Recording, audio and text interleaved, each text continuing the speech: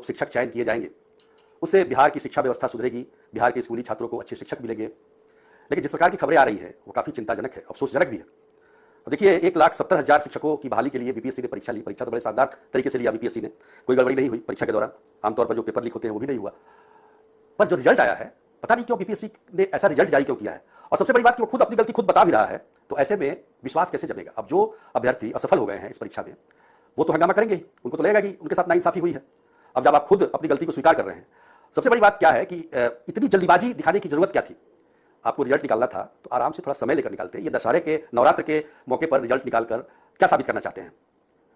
ये बात ठीक है कि 2 नवंबर को मुख्यमंत्री 25,000 शिक्षकों को पटना के गांधी मैदान में जो नवनियुक्त शिक्षक है उनको संबोधित करने वाले हैं। इसके लिए आप लोग पूरी अफरा तफरी में तैयारी कर रहे हैं। उसके लिए काउंसलिंग चल रही है, छुट्टियों में भी काउंसलिंग चल रही है। हालांकि आज जो है आज से स्थगित कर दिया गया है काउंसलिंग। अब ये 24 तक जो पूरा होना था उसको आगे बढ़ा दिया गया है डेट। अब 30 अक्टूबर तक काउंसलिंग होगी।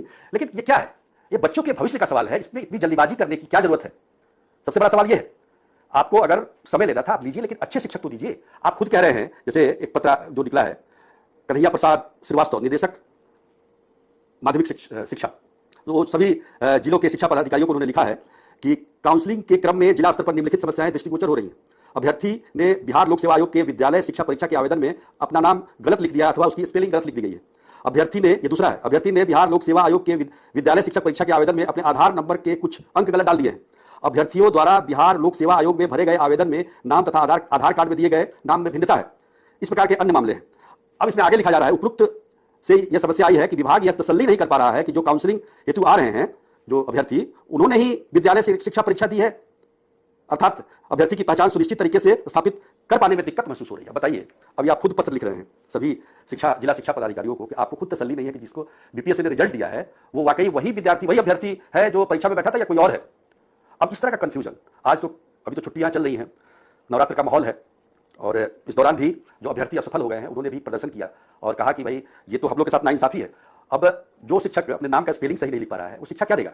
वो आधार कार्ड गलत लिख दे रहा है अपना नंबर, वो क्या शिक्षा देगा। एक तो ये कहा गया कि 1,70,000 के लिए जो परीक्षा हुई थी उसमें अभ्यर्थी नहीं मिले।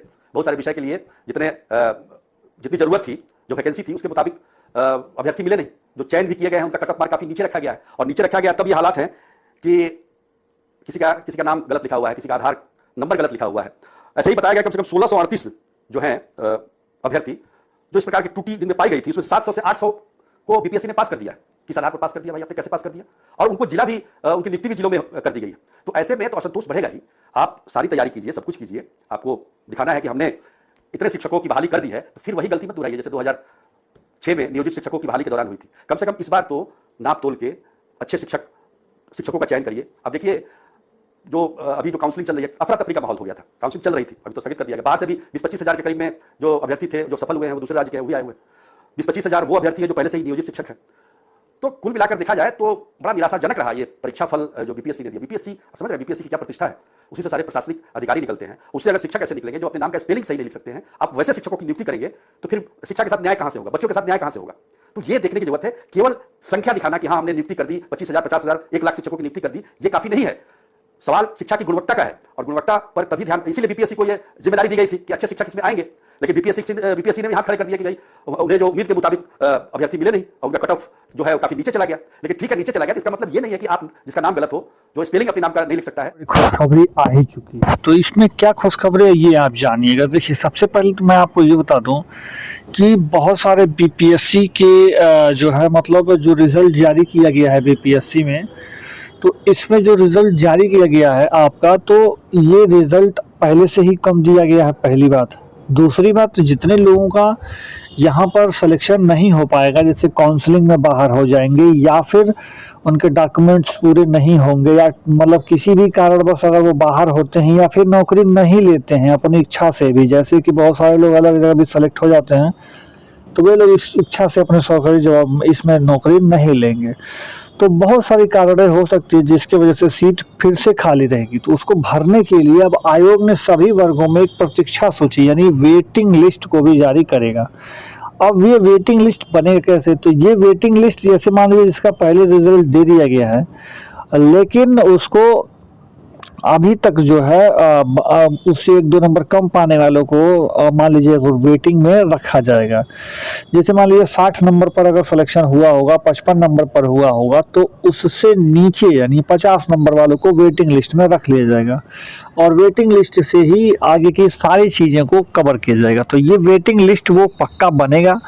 पहले ये था कि बीपीएससी ये बोल रहा था कि सरकार से मुझे इस तरह का कोई आदेश नहीं मिला है कि वेटिंग लिस्ट से आप लोग मतलब वैकेंसी को फिल कीजिए, लेकिन अभी शिक्षा मंत्रालय ने उनको ये आदेश दे दिया है कि आप वेटिंग लिस्ट से भी मतलब वैकेंसी को भर सकते हैं।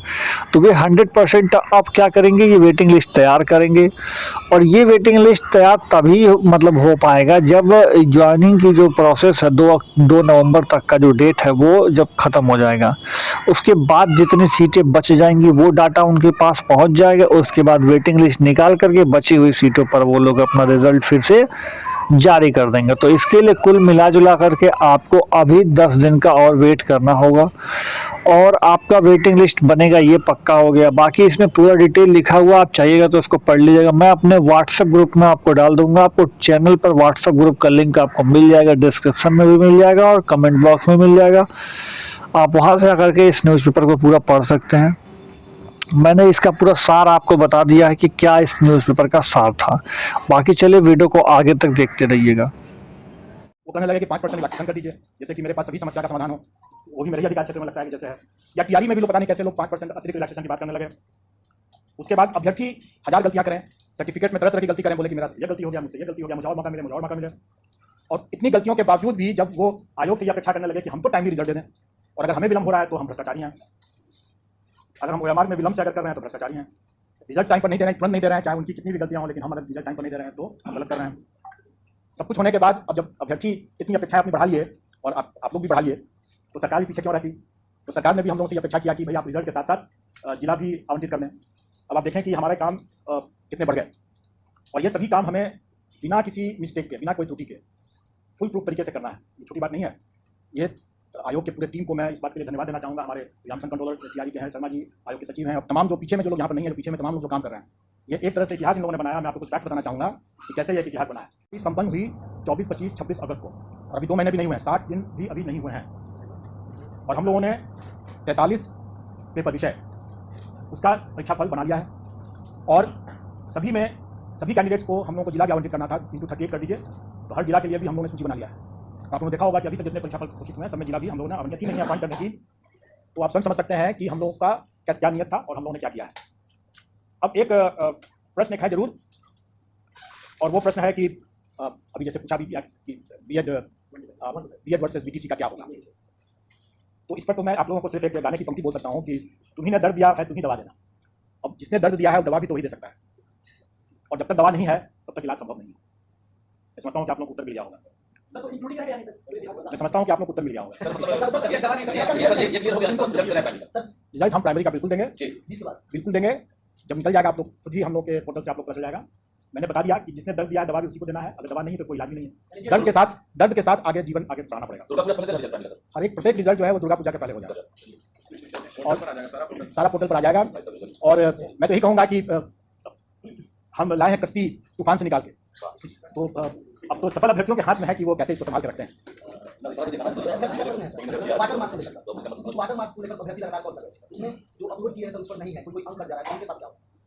कुछ नहीं होगा, डोंट वरी।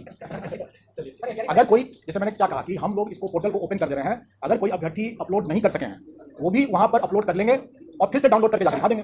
सर सवाल है, आपने कहा सबसे तेज रिजल्ट किया है, लेकिन रिक्तियों के मुताबिक देखा जाए तो नहीं, हमने ये भी कहा कि हम लाए कश्ती तूफान से निकाल, पूरे तूफान के माहौल से हम लोगों ने कश्ती निकाल। सर सीटें खाली रह गई, क्या मानते हैं अभी वीडियो कमी है बिहार?